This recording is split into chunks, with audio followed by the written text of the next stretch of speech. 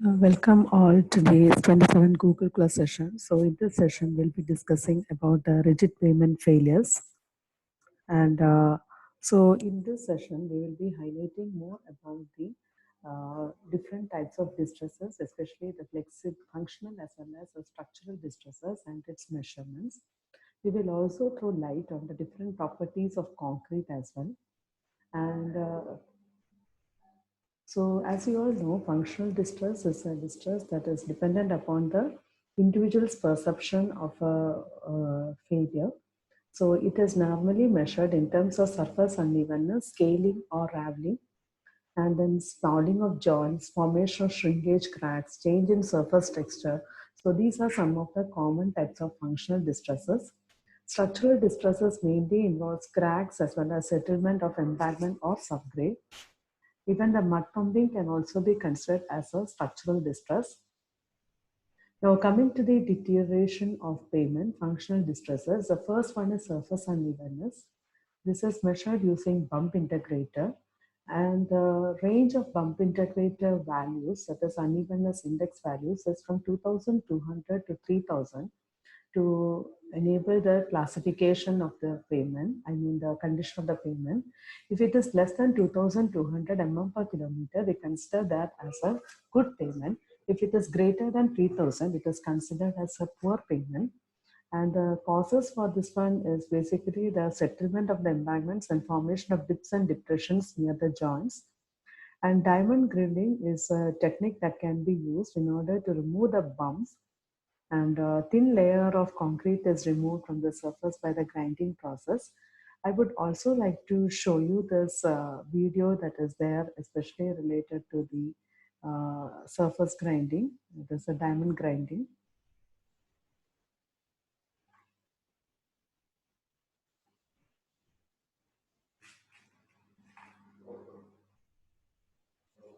So this is a small video that is showing how the surface grinding takes place. So this is how the machine moves on the road. And you can see here, this is how it is. A cross section will be like this. It will be having a two blades. So you can see that it will grind the surface and it will remove all the bumps or anything. And so whenever the wheel that we are considering for this wheel, it will be having a considerable amount of size. As and when it moves along the length of the road, we will be able to get a properly level surface.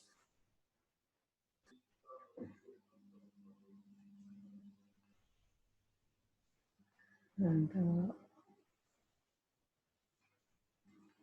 so I would like to continue with the PPT. So now, another type of functional deterioration is the scaling and raveling. So, scaling is due to the peeling of concrete surface to a depth of 5 to 15 mm, and raveling is due to the loss of hardened cement mortar from the surface. And the possible causes for the raveling is like especially the sawing of the joints. So in fact, if you look into the construction of the rigid pavements, so normally these joints are being sawed. Actually, they are being made after the construction. So if you do the sawing of the joints too early, this can be a case. Segregation of concrete mix and use of dirty or unclean aggregates and use of excess water and fines, improper curings, and excess of abrasion. So these are some of the causes of scaling and raveling. And repair work generally, these are all considered to be a localized failure. So we will be making a patch. I'm not going to read out the entire thing, so you can just listen to my audio. So we'll be making a patch around the failure, and we will be trying to remove these materials for a depth of around 50 mm. And we'll try to remove all these materials and try to remove all the dust, everything. And we try to generally put a polymer bonded concrete or a bonded inlay. And the reason for adding a polymer bonded concrete is because the concrete has to gain the strength very fast. And also, if the depth is more than 25 mm, the slab has to be removed and reconstructed. And spalling of joints is also another type of failure. And here you can see that this is associated mainly with the joints. So there will be ingress of stone or grits into the gap of expansion joints. And there will be failure or defects in load transfer via a double bar system. and use of weaker concrete and improperly compacted concrete when the work is stopped at the construction joint. Here also this is the same part, like we have to go with the repair of joint, and we have to use a epoxy resin mortar in order to repair it. And so next one is regarding the loss of joint sealant and exposure of joints. So we know that joint sealants and joint fillers play an important part. And in fact, you can see that if at all, um, so suppose this, sorry, like, yeah. So if at all, suppose this is a concrete pavement, and okay, and this is a place where we have provided the filler material. So once this filler, when it is subjected to expansion or contraction, this will be getting compressed and all. So the sealant that is being provided here, so this is the sealant that we provide. And the sealant, if at all it doesn't remain there, what happens is like it will be, water will be entering the joints. So normally again a polysulfide sealant, so silicone based sealants are used, or otherwise we use a bitumen, rubberized bitumen also. And shrinkage cracks, they can be either plastic shrinkage cracks or the drying shrinkage cracks. So plastic shrinkage cracks is especially due to the rapid curing of the fresh concrete, whereas a drying shrinkage concrete is mainly due to the frictional force that is there between the slab as well as the subgrade. And so basically the repair work, in fact, this is because it's considered to be a minor crack, and therefore we use generally epoxy resins of very low viscosity for the same. And loss of surface texture. So in order to get the texture, because a surface, if it is not becoming smooth, what happens is like the surface will be having a very less skid resistance, and surface will become slippery. And in fact, in order to do this, like maintain the surface, we try to do even the diamond grinding, so that we'll be able to have the proper surface as well. And structural distresses. So structural distresses are mainly due to excessive loading and inadequate thickness, too much of spacing between the joints, delayed cutting or sawing. Because if the concrete has changed into hardened state and you try to do it, then this can be a problem. And normally, in order to do the structural evaluation, we do the visual inspection, and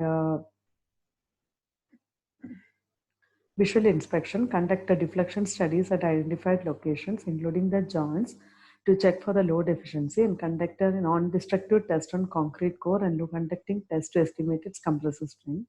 So the normal test on concrete that we do is evaluate split tensile strength, distress evaluation, and so on. And we even do the structural crack repair by use of crack stitching, partial depth repair, or full depth repair. So cross stitching, so I'm just explaining you the procedure. So first we will identify two plane lines. Let us here one line as well as here another line. And so these are the two lines wherein we will be having. And so two parallel lines are drawn at a distance of 230 mm on either side of the crack. And we will be having some holes that are being made. And so these holes are made on along the lines. And along these lines, after we make the holes, we'll try to make the slits. And after we make the slit, we try to place these deformed bars within this. And so that the remaining space that is there between the cut as well as the bar, we try to fill it with the epoxy mortar. And partial death repair. So partial death repair is a secondary condition and the structural failure. So first one is a stitching, and second one is partial death. So here, in fact, we have to do this repair for an area of less than 1 meter squared, and we have to do it for a depth of 175 mm or 1/3 the slab thickness. And here, what we try to do is like we can either shallow spalling of the joints, repair of cracks at shallow depth, and potholes. So these are all coming under that. And the procedure to do this partial depth repair is we have to actually demarcate the area, make it a pitch of small depth of 50 mm or 1/3 the depth of the thickness of the pavement. After removing the loose materials, what we have to do is like we have to put the patching mix.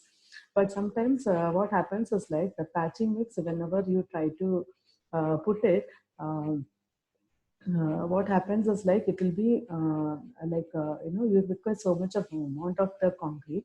So what happens is like sometimes we may use a stud also. So yeah, you can see here, we have written here also, in which a stud of 3.5D is placed. So what even the stud? Stud is basically like a nail. And so this nail can be filled in the hole. And basically the purpose of doing this is because if we try to do like that, what happens is like the remaining part will be less, and that part only we need to fill it with concrete or a mortar.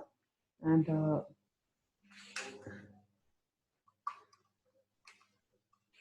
so the next one is basically the full depth repair. So here we have to, this is basically because of the failure of the double bar system, and the depth of the crack has exceeded 1/2 of the slab thickness, and full depth structural crack have been developed at the corner. And so even if you do cross stitching, this has failed again. So in all these cases, we have to go with the full depth repair. So in the full depth repair, what we have to do is like the area is demarcated and it has to be cut using a concrete saw, concrete cutter. Afterwards, we have to give provisions to insert the double bars as well as the tie bars. And hole is kept cleaned and epoxy anchoring material is also fed. So it all depends. So for example, if it is a small area, we have to just use a like a stitching part, and otherwise we have to use a stud. And the third one is a case wherein we have to replace the double bar itself.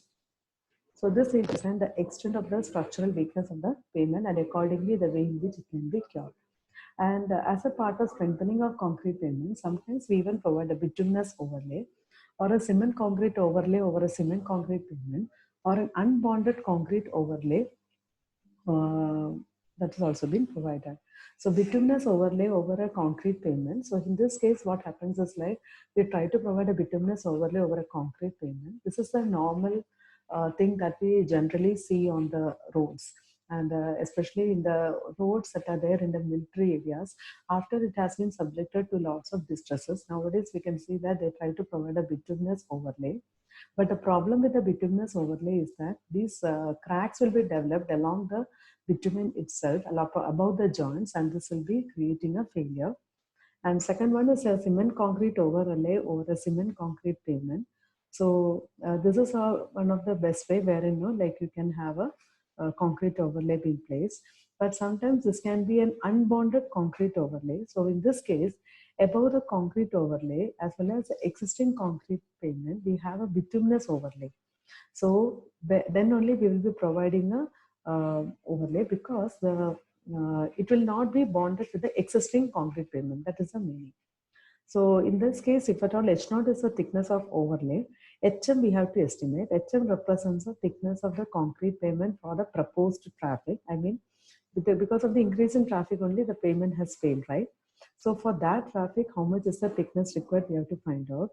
And we have to know what is the existing pavement thickness. And knowing the condition of the pavement, we can arrive at C. So knowing this, we can design the thickness of the overlay. Then partially bonded cement concrete overlay. So in this case, we'll not provide the bituminous overlay, directly we'll be providing. So this is the expression. So same definitions, everything apply. So in this case, we are trying to provide the thickness as in terms of a proportion, a factor of 1.4. So this is the way in which we have to do that. And generally a pavement maintenance management system is that wherein we have to conduct a field survey to know what is the condition of the pavement, prioritize it, minimum acceptability standards we have to consider, assess the climatic factors, estimate the functional as well as the structural deterioration of pavement, maintenance requirement, availability of funds, maintenance cost, and need-based allocation. And these are the two parts, two things that are there in the syllabus. So that also I just want to cover. So properties of subgrade and properties of concrete. So so keeping that in mind only, yeah. So already you know what are the properties of subgrade, because it should have good drainage properties. If it doesn't have, you should have to provide a base or a subbase layer. It should be able to support the load, and it should not be subject to freezing and thawing. So all the things that we have told for flexible pavement is applicable here also. And coming to concrete, so here generally we use an OPC 43 grade or 53 grade or a Portland Pozzolana cement with a fly ash content up to 20%. And coarse aggregates that we use should have a flakiness and elongation index less than 35%. Water absorption should be less than 3%. And soundness test, that is to weathering resistance, can be estimated using sodium sulfate or magnesium sulfate, and the prescribed values are also given here, and the fine aggregates also And admixtures are basically been provided in order to improve the workability by using a suitable air and draining agents. So this is what exactly I have for this session. So mainly this session mainly deals with the different types of distresses that are there in the pavement, especially structural and functional distress. How can we do the repair? So this is what exactly we have discussed in the class. Please revert back for any doubt that you are having. And thank you for joining me.